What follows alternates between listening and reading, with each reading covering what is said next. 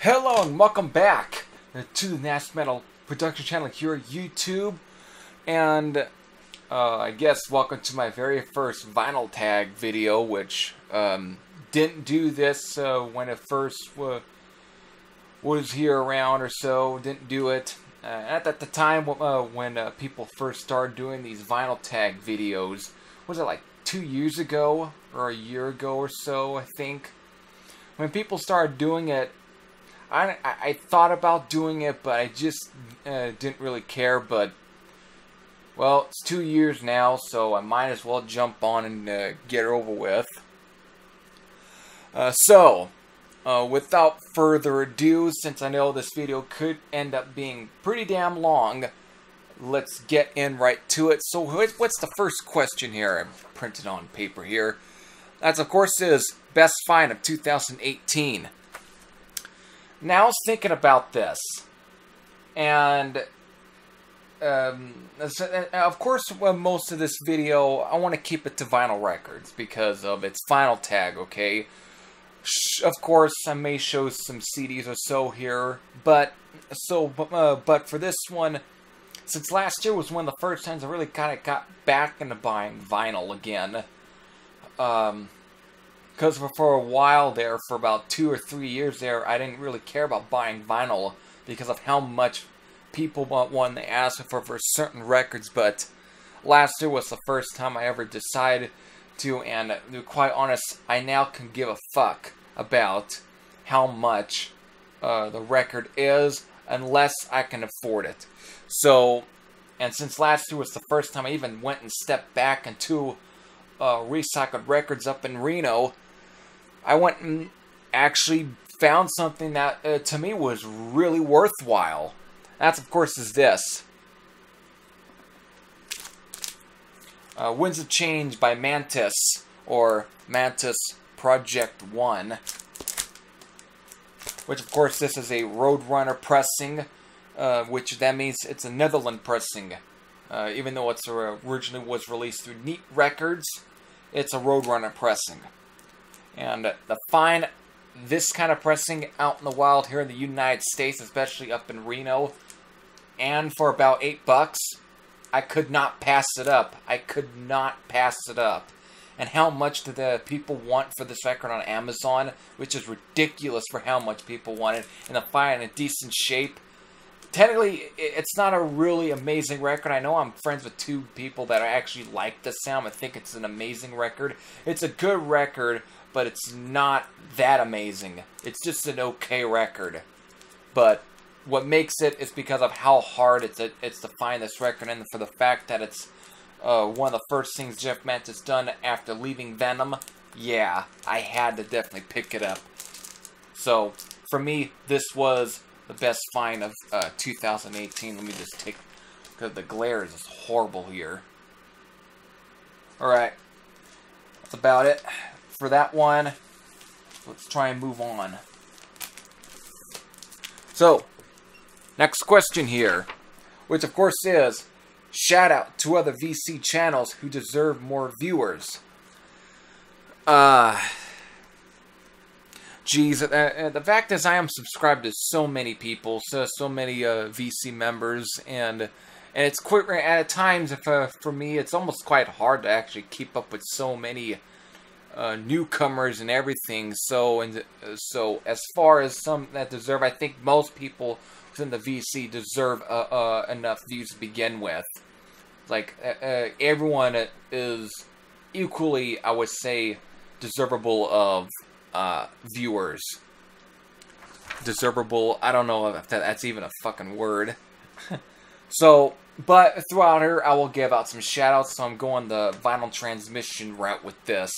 So, yeah, and of course, again, another VC member that equally deserves pretty good views. Like, you should be watching them. That should be what matters here.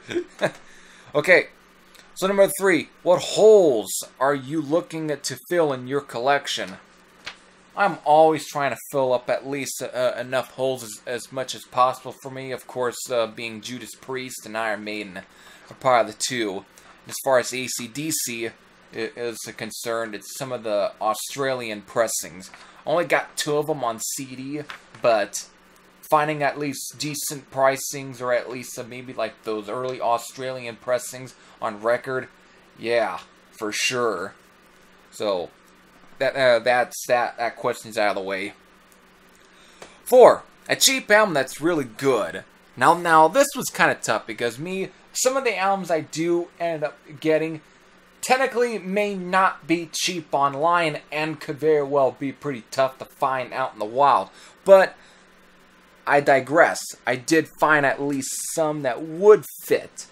So even though it's for technically for one, I really couldn't choose between any of the two because these are you could find these at least for decent prices here, and maybe Discogs or Amazon. Of course, the one I got off Amazon that is actually a European pressing, but is very cheap and can be found for cheap, is of course the Fit of Anger from Wrath, which of course is the Megaton pressing, but it's the original mix that was a King Classic that had originally pressed. And of course, Wrath are a classic sort of 80s thrash speed metal band that are best known for releasing Nothing to Fear.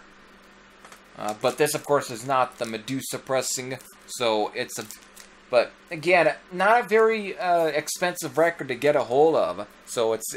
and not really very expensive, especially for any pressing of this sound isn't really that expensive. And speaking of another one, I think that probably is a lot more cheaper and is a lot more easier to probably find is this record right here, The Brood. Which, of course, Scott Waters talked about Uncle Slam.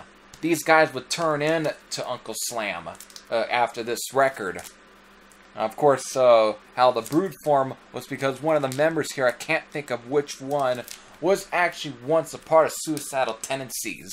And, again, not a very hard record to find. It's not very expensive either, so you can easily find this out in the wild. I did. So, there you go. A cheap album that was really good. So, okay, so next, number 5, your favorite side project album. First CD I'm showing here, I was thinking of so many, and I don't really go by side project when it comes to it. For me, it's all about the music. If it's good, it's good. But this one, I definitely had to, as of course is Ancelotti, The Chain Goes On, which I consider this a side project because this is pretty much more of a family side project with Bud Ancelotti, who of course is best known for fronting Italian metal band Strana Fisna. Very obscure stuff, but technically since Strana Fisna are still apparently are active and everything, this band right now is pretty much in the side project right now.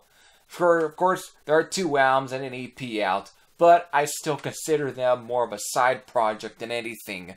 And it is a good album though. The Chain Goes On. This is a great record released back in 2014. And if you like that Strana Fisna sort of real Italian, sort of no bullshit heavy metal sound, this is a great album.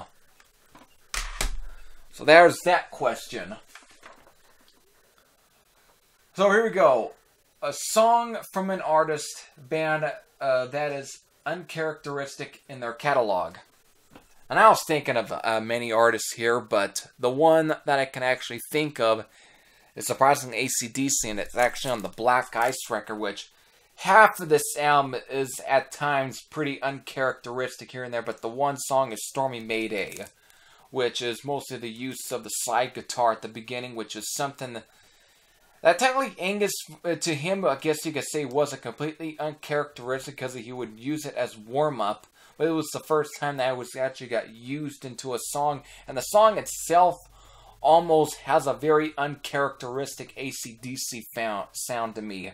And sounds more so like, let's say, like a Deep Purple track. Or even their Australian counterpart, Rose Tattoo, were best known for using a whole, that sort of slide guitar sound. Especially in songs such as, I can't think of the song right now, which is escaping me. Rock and Roll Outlaw. That was it. But still, To me, I kind of find it almost uncharacteristic since pretty much, though you can also say the very first album from AC/DC, High Voltage, not the one that you're thinking of, but the one that was released over in Australia. At times, it's also uncharacteristic in very many ways as well. But to me, this was definitely different even from that. So that's what I'm going for. That's why I chose. All right, because I want to try and keep this moving. Here we go. The last sound I just purchased. That was just yesterday, and technically, even though I did purchase a few too online, they have yet to show up. But this one I ended up picking up yesterday. That, of course, is the 2013 vinyl reissue for Toys in the Attic from Aerosmith. Now, of course, this is not the Record Store Day pressing, and that was for 2013, but instead the repress that was released the same year. That was for all the other markets that wasn't Record Store Day. And also, as you can tell, it's still in its cellophane, shrink wrap, whatever. It's still in it. And so I have yet to really crack it. Or all of it open to really listen to it. So, but I'll eventually listen to this pressing here. But still, I'm just glad to at least have a copy of this album on record. And it's the first Aerosmith album I actually have on record. Alright. So, what is the next question here? A great album with a bad cover.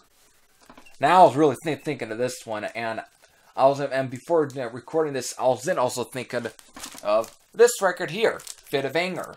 Almost. Though, technically, it almost fits its, kind of, I guess the title fits a bit of the cover, Fit of Anger, because it's a bit of a, the guitar,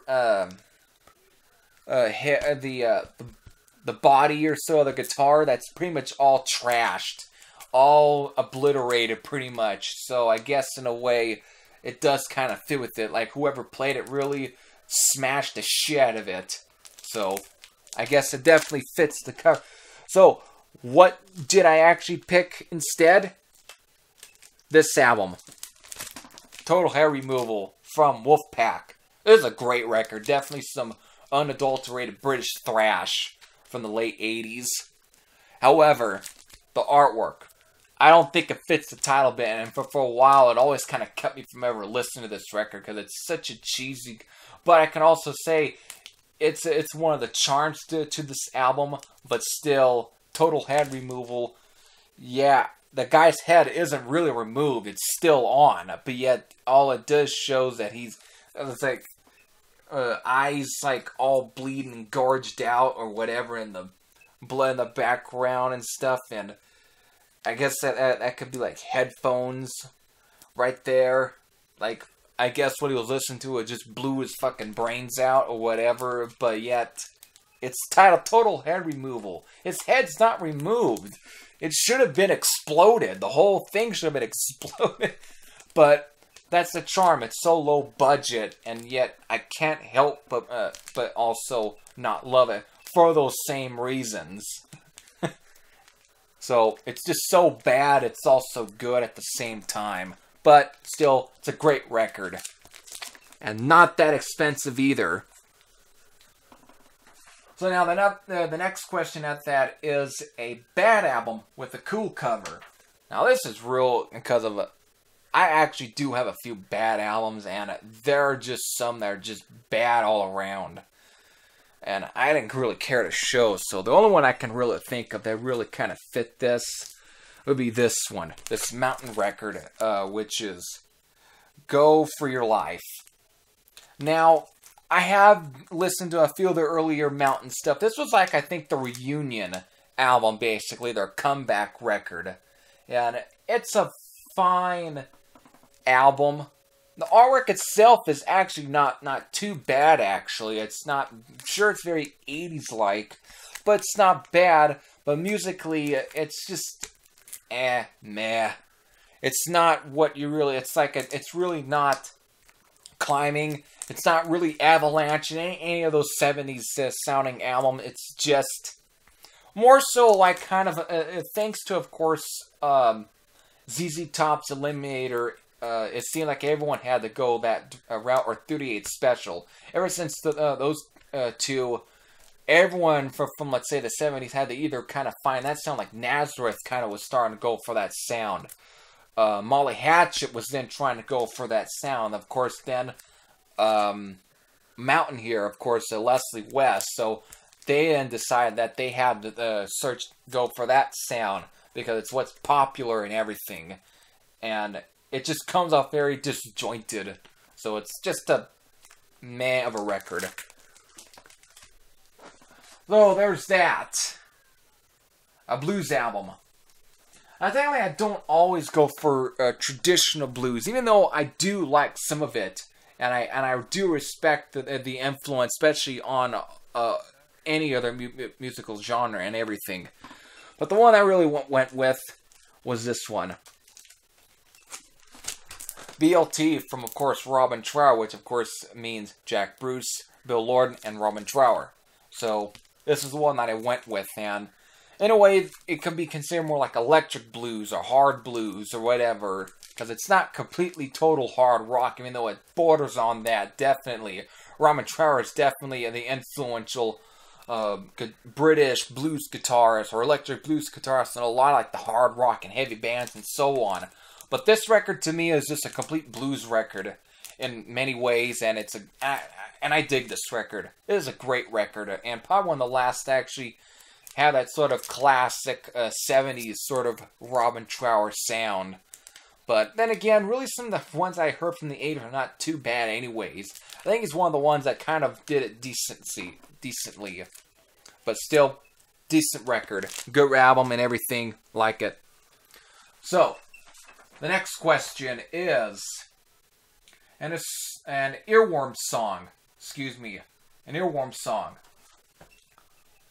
The one I ended up picking here was actually this one. Which, of course, Burning for You. I swear, during like the late 2000s or late 2000s, early 2010s, the song was just getting played over and over. Of course, growing up, hearing like the compilation albums on the radio, of course, Burning for You was always getting played a lot. I could have also went with Don't Fear the Reaper, but Burn For You just has a bit of a mystique to it, and it always just gets played, especially when it came to video games and so on. It was always getting played, so for sure it just gets stuck in your head. So, and of course it's a decent song off of definitely a good record from Blue Oyster Cult. Fire of Unknown Origin, great album.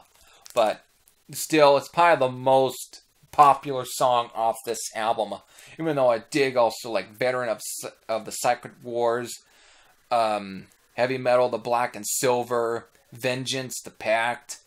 Just definitely some good songs on this record, and of course being produced by Martin Birch. So yeah, definitely a good record, and definitely a good song. Okay. So, an historically important artist, I could have easily gotten so many, since me being fans of like Judas Priest, AC/DC, and so on, and Deep Purple and those, it was really kind of tough to really pick out, because of course when it comes to this, everyone's going to either pick any of those bands or like Led Zeppelin and so on. But when it comes to Deep Purple, I decided to go the other route for Deep Purple. And I don't know how many people are really going to really mention as historically important, but I think of them as pretty historically important anyways. That's, of course, is Ritchie Blackmore with Rainbow. And, of course, I could have shown the first album, but I've got that in another stack ready for another video. But here is, of course, On Stage, which is a double live record. That was like on the tour for like Rising. Literally, no, I don't think how many people are you really going to hear really consider Rainbow a historically important artist. Sure, they definitely were a popular band, but how many people you really are going to consider them historically important? Of course, it'd be surprising if someone here in the VC actually did, or at least part of these Vinyl Tag, when it came to this question, did mention Rainbow as historically important, but the historical importance is for the fact that it introduced Dio, and also introduced us to like Graham Bonnet, and introduced us to like Joel Turner, and of course it brought power to drummers such as Cozy Powell, and so on. Just many of the members that played with Richie Blackmore here just ended up going on to so other fame, playing with like Michael Schenker and either Whitesnake or Black Sabbath and so on. Like it's like he gave them pretty much something to stand on for a bit before they really can go on to do something even bigger. He gave them that extra push that they needed. So really, and of course as far as musically, let's say those speed metal or power metal stuff, it really kind of came from sort of these songs like Kill the King and of course some of the songs off the Rising album, like Light in the Black. A lot of those songs. So still, it's like everything is to me historically important for Rainbow. So what was that question? An album you own because of your parents. Now, this is going to be an interesting one. Now, technically me, as far as some of my parents' music, of course I take a lot of my influence from my dad's part. But there are definitely some that I take from my mother's part. She, of course, is into a lot of that sort of stuff like Duran Duran and all that, the 80s stuff. But if there's one artist that I really ended up slightly that I got more into, was Bon Jovi. Now, technically, I mostly like the first two albums the most, or at least this one, or the first four, technically, when he at least had that sort of almost slight more a hard AOR, hard rock sound than the stuff you were really doing in the 90s, where it was like more so hopping on as much trends as possible. But sure, I don't really listen to some of these stuff as much, but still, if there's one that probably might go back to, it's this one, and the second album after this one. So 78 degrees Fahrenheit, something like that. So, there. So, because of course I'm looking at the time, I can't, it's pushing for quite long. So here we go. Best dollar bin find. I don't look at the cheapest record. Sometimes I will, but sometimes I don't go by for how cheap an album is, but more so if I can get that album at a certain decent price. But usually, will I ever find something in a dollar bin that's going to be worth the shit? Maybe. But I don't look into dollar bins, actually, so I can't really show any album that is a dollar bin find. So, what's the next question here? Favorite double album? I almost said double live, because I just showed the Rainbow record. But, if there's one, it's very sentimental to me now. Oh, shit, I forgot to also show the other one. The other question. I'm skipping over here. The second one that was from my mother's side. My dad's side, of course, is Highway to Hell. For the fact is, even though I got into I completely jumbled all the questions here. I completely so this video is going to go on a little bit extra longer, which is going to take more longer for me to upload. Thanks, where I live. Jesus Christ. God damn. Anyways, sorry for that, add that there. Anyways, the reason, this is from, of course, my dad's side. Like I said, I take a lot more of my musical influences from my dad's side than really most on my mother's side, even though there are definitely some that I'll take there.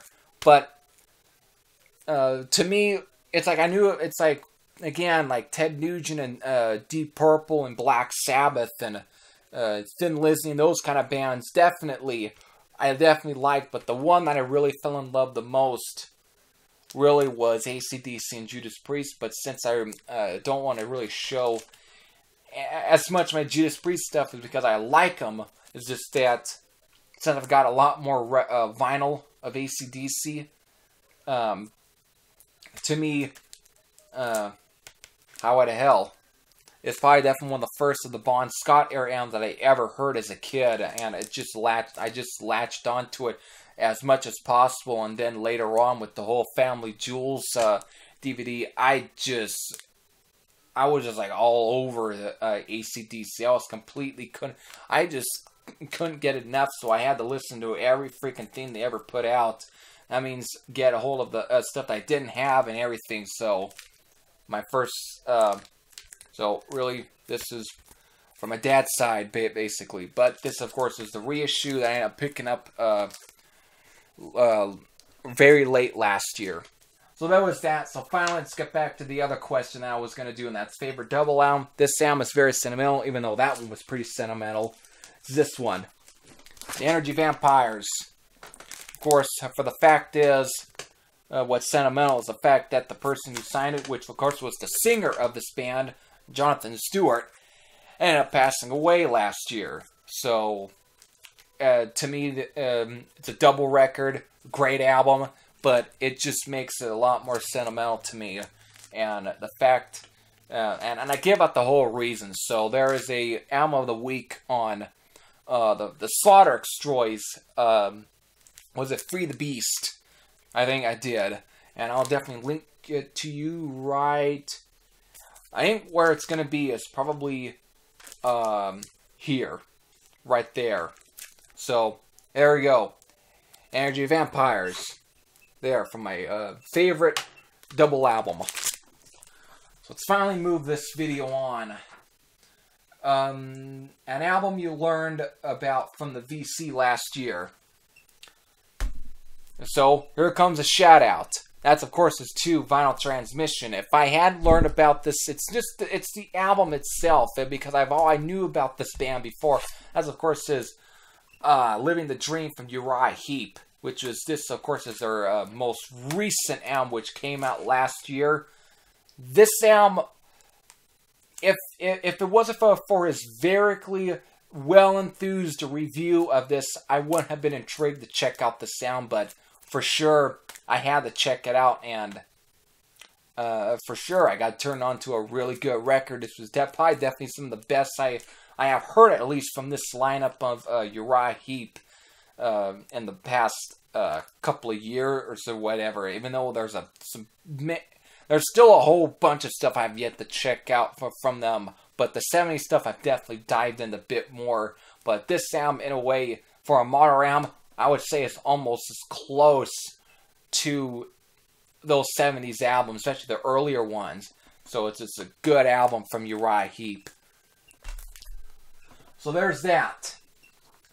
Next question, a 10-inch record. I don't own a 10-inch record. However, this next question, a 7-inch record, which I do own. And even though technically there's two in here, I definitely want to just show this one. At least it has the cover. The only 7-inch I own, but still, I know there's quite a bit of fans here in the VC. That's, of course, is the Beatles, with, of course, Hello Goodbye, and I Am the Walrus. So, a 7-inch. I don't technically play this very much, but it's the only 7-inch I own, and it has a lot of sentimental value. It's practically almost a family heirloom. So, but still, 7-inch. So, the Beatles. Very uncharacteristic of me to show. So, there you go. Learn always something new. And the other one that doesn't have a cover is this one here. I don't know what happened, but it's still there. This right there, which is, of course, is for Don't Let Me Down. And, what's the other track here? Get Back.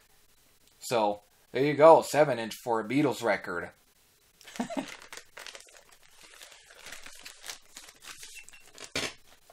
There you go. So that's that question. Favorite album to fall asleep to? Man, for the past several years, I would used to go to listen to night or whatever, listen to records or go. I used to do that or listen to music and stuff. And I was one time when I first really got into playing more of the records since when moving into this house back in 2009 or 8. and getting the record player in here. One of the first records I actually went to bed, I actually listened to, was Blackout by Scorpions. However, that just became more of a pain in the ass to do, to go to bed listening to a record, because you have to get up out of bed to flip the other record over. So, really, that's when I started doing CDs instead. But one of the ones I would listen to, and I had burned the CD at the time, even though I've got the deluxe edition for the album. But here's the record, and that's, of course, that thinks of stuff that I would go to sleep to, and that's his Bad Company. To me, a very, at times, almost very moody, almost very melodic, or very bluesy record from him. And to me, this is just stuff that reminds me of that kind of time. And I did do that one time as well when I burned it to CD at the time. I did go to bed, listen to it, and again, there is a definitely sort of feel to that with this album. So every time it does, reminds me of that. So that's my pick, is Burn Sky from Bad Company. Alright, so since this is pretty much going on to 31 minutes, this is going to be a very long video to upload, so this is probably going to take a real long time. So here we go. Last question here. Your favorite VC experience and or advice for people contemplating making videos. My favorite VC experience. I know Vinyl Transmission brought up the whole thing with Al Atkins being whether or not he was the original vocalist or a legit vocalist for Judas Priest. And that was definitely some fun experience there. But I think one of the funnest experience, and I've had quite a bit here in the VC, of course, either from people who commented and how many the stuff that had just ensued. Just watch my butt hurt video. My butt hurt video, whatever that was. Just watch that one, and I'll probably link it to you right there. And that was a whole great experience. I had a fun time making that one. Really great time making that video. So that to me is pretty much a fun video there. But that's definitely a very, very good experience. Now, the next part of this question is, of course, or advice for people contemplating making videos. Now, I have been given some good advices and everything, and of course, Bip Bop Boom, another VC shout out here, of course. Of course, you know, about, what is it, that don't feed the trolls or whatever. He's definitely given me a few of those kind of advices, and that was always something and it's great about that. So for me, my best advice, I guess, to give out, even though I guess to some people I should be like the last person because of, what is it, there's some certain people on certain sides of this internet will pretty much just see me as something but a fucking joke. I don't care. But my advice is, for someone who deals with that kind of crap, don't listen to it. Do what you do. Just do what you do. Have fun with what you're doing. If you ain't having fun with what you're doing, then maybe it isn't for you. But if you're gonna do this, have fun with it. Take enough by its jugular. Like just completely go all out. No holds barred or everything. Just be who you are is another thing. Just be who you are. Don't be anyone else but you. That's all I gotta say, and that's all that my advice is. So at that, I hope that was just good enough anyway. That it's very bare bones advice, but that's the best advice I can give. Just get in front of the camera and be who you are. Show about what you have. Don't try and care about impressing anyone. This isn't some pissing contest or whatever. This is pretty much just all for fun. Don't let anyone take that away. Don't let that. No matter how much of a reputation YouTube is having these days, do what you do. That's all that matters. So with that, This was my first vinyl tag. I don't know if I'll do this again, even though it's very interesting, but because of how long this went and the questions and how many that I get to get in here in front of the camera to actually speak my mind and everything and just speak out what comes out and everything, it's just quite long. And look at this, 35 minutes. Well, that's enough. So with that, I hope you enjoyed this one. So until then, this is Heavy Thrash and Sam out. And I'll see you all later. Take care, everyone.